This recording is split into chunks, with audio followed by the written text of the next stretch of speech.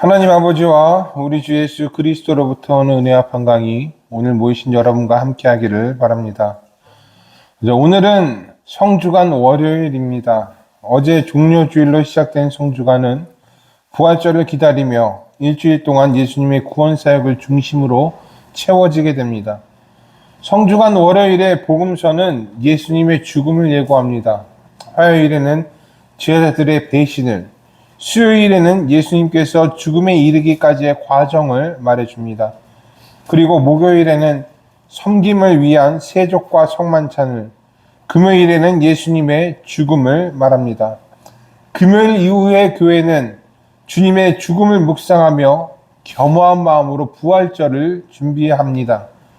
죽음은 만물의 마지막이지만 우리들에게 있어서 죽음은 마지막이 아닙니다. 예수님의 죽음으로 말미암아 죄의 용서함을 받은 우리는 예수님처럼 부활하게 될 것이기 때문입니다. 그리고 영원한 하나님의 나라에서 우리는 우리 구주 예수님과 함께 영원히 살게 될 것입니다. 이것을 기억하면서 우리는 주님의 죽음을 묵상함과 동시에 부활절을 준비하는 것입니다. 그래서 성주간 토요일이 되는 날에는 우리 양주루터교에서는 특별한 행사나 예배를 갖지 않습니다. 주님의 부활을 준비하는 온전한 시간으로 가집니다. 그리고 부활주일에 부활절 예배를 드림으로 성주간은 막을 내리게 됩니다. 슬픔과 애도로 시작한 성주간이 부활의 기쁨과 환희로 끝나게 되는 것입니다. 하나님 안에서 슬픔으로 끝나지 않습니다.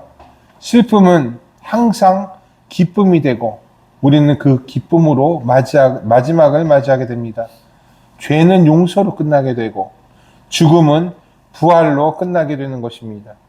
그래서 우리가 보내는 성주간은 그리스도의 고난과 죽음을 기념하는 애도의 시간이지만 그 애도 안에는 부활의 기쁨과 희망이 있다라는 것을 우리는 잊어서는 안 되겠습니다. 우리 신앙인의 삶도 마찬가지입니다. 슬픔으로 우리의 삶이 막을 내릴 것 같지만 모든 것이 우리가 얻지 못하는 가운데 애도 가운데 우리의 인생이 끝날 것 같지만 그렇게 되지는 않을 것입니다. 예수님 안에서 우리의 슬픔은 기쁨이 될 것이고 우리의 절망은 희망이 되고 우리의 애도는 우리의 환희로 바뀌게 될 것입니다. 이를 기억하고 이 거룩한 한 주 성주간을 보내는 여러분들이 되기를 바랍니다.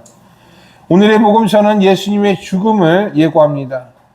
그리고 이 예고의 시작은 마리아가 예수님의 발에 향유를 붓는 것으로 시작합니다.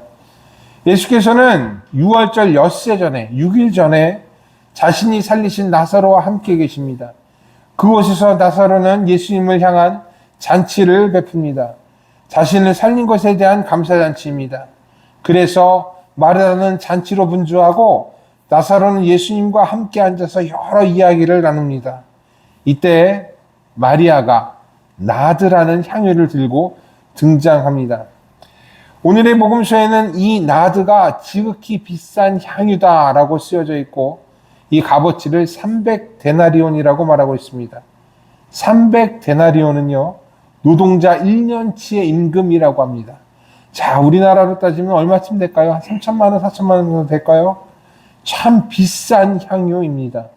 하지만 마리아는 이 비싼 향유를 전혀 아끼지 않습니다. 향유가 담긴 옥합을 깨뜨려서 모두 예수님의 발에 붓고 자신의 머리털로 예수님의 발을 닦습니다. 이는 자신의 오라비를 살려주신 예수님에 대한 감사의 표현이었을 것입니다. 하지만 아이러니하게도 이 감사의 표현은 예수님의 죽음을 준비하는 일이 되고 맙니다. 부활에 대한 감사가 기쁨으로 드렸던 이 향유옥합이 예수님의 죽음을 준비하는 일이 된 것입니다. 이는 우리의 부활이 그냥 얻어진 것이 아님을 다시 한번 우리에게 알려주는 것이에요. 그리스도의 죽음으로 우리는 생명을 얻게 되었습니다. 우리의 생명은 예수님의 죽음하고 맞바꾼 거예요. 참으로 고귀한 생명이에요. 이것을 오늘의 복음서는 향유를 통해서 예수님의 죽음을 통해서 다시 한번 우리에게 가르쳐주고 있는 거예요. 우리는 흔히요, 우리에게 힘든 일이 생기면 죽고 싶다 라고 말합니다. 어떨 때는 차라리 죽는 게 나아 라고 자수하기도 합니다. 너무나 힘들기에 이런 말을 하는 거겠지만, 이런 말을 하기 전에 우리는요, 우리의 생명이 누구로부터 왔는지 깊게 생각해 봐야 합니다. 우리의 생명은 예수님에게로 왔어요. 예수님의 죽음과 맞바꾼 귀한 생명입니다. 그래서 우리의 생명에 대해서 우리는 쉽게 내뱉어서는 안 되겠어요. 귀한 것이기에 귀하게 여겨야 합니다. 그러니까 힘든 일 앞에서 죽고 싶다, 죽는 게 나아 이렇게 말하지 말고 주님 도와주십시오라고 기도하십시오. 하나님께서 생명의 가치를 알고 도움을 구하는 여러분들의 기도에 귀를 기울여 주실 거예요. 주님 도와주세요 라는 이 기도에 주님께서 응답하실 줄로 믿습니다. 다시 본문으로 돌아가겠습니다. 마리아는 자신의 오빠를 살려주신 예수님께 감사하면서 그 발에 향유를 부었습니다. 그러나 이 마리아의 일은 곧 가룟 유다의 말로 폄하가 됩니다. 가룟 유다는 말합니다. 이 향유를 어찌하여 300데나리온에 팔아 가난한 자들에게 주지 아니하였느냐라고 말해요. 어떻게 보면 가룟 유다의 이 말은 일리가 있어 보입니다. 노동자 1년치 임금이라는 돈은요, 절대 적은 돈이 아니에요. 그 돈이라면 수많은 사람들에게 여러모로 도움이 될 수 있을 것입니다.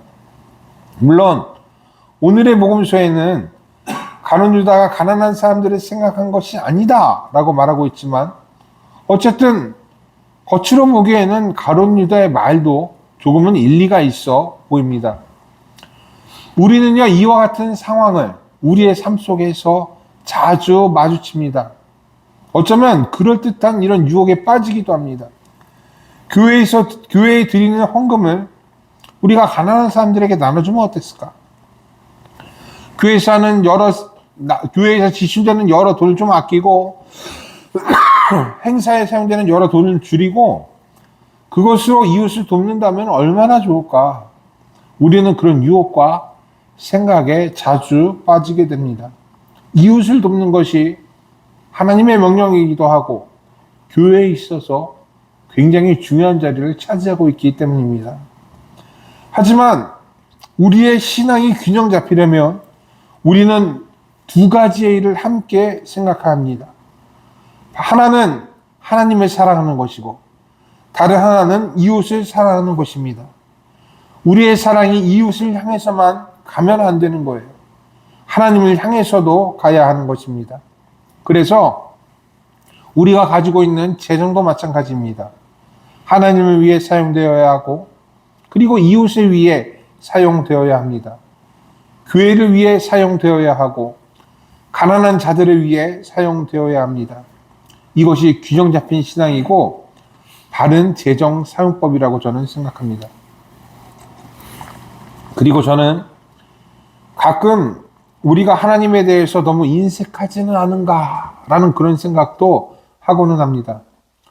물론 하나님께서는 만물을 가지신 분이에요. 만물을 창조하신 분이고 하나님에게 있어서는 돈이 필요 없습니다. 우리가 무엇을 드린다고 해도 그것이 하나님에게 있어서 큰 도움은 되지 않을 거예요. 별 도움 되지 않을 겁니다. 예수님의 죽음을 준비한 향유도 마찬가지입니다.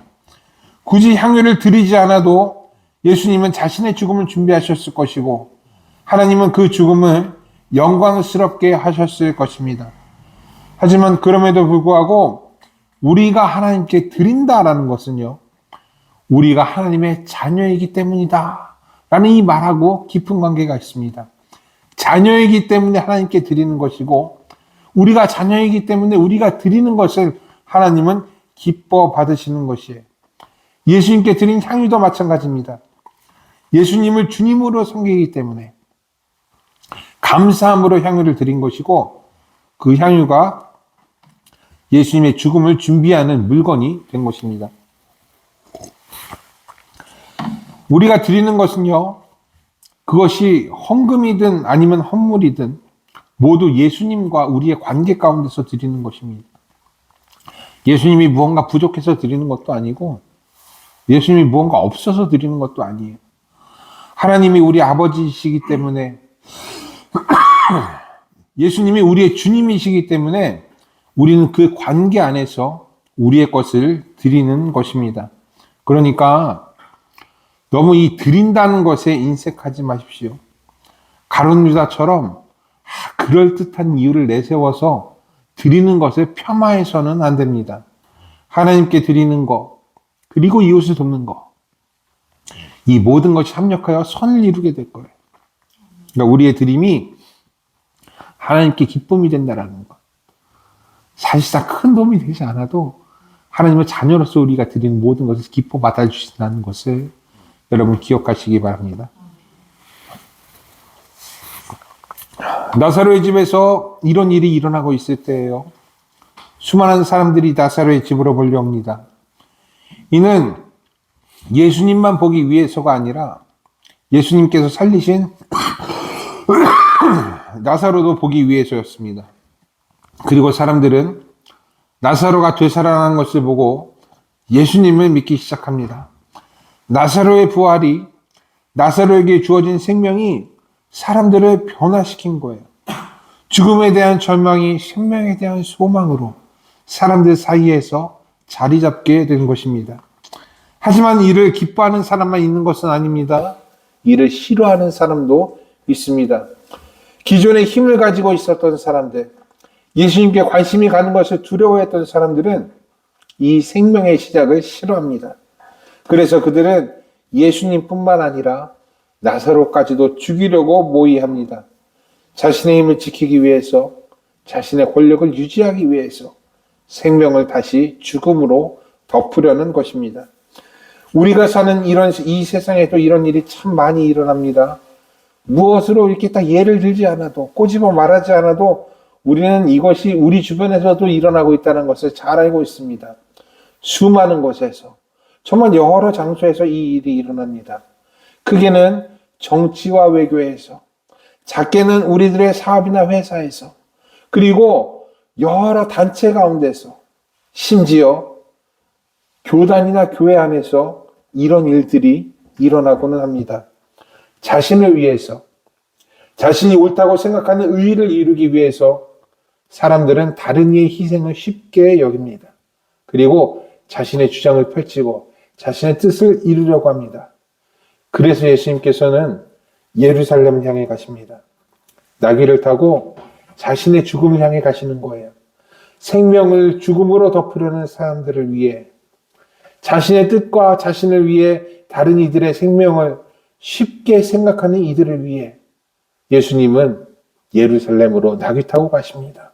그리고 그곳으로 가셔서 자신의 죽음으로 모든 것을 덮으실 것이에요.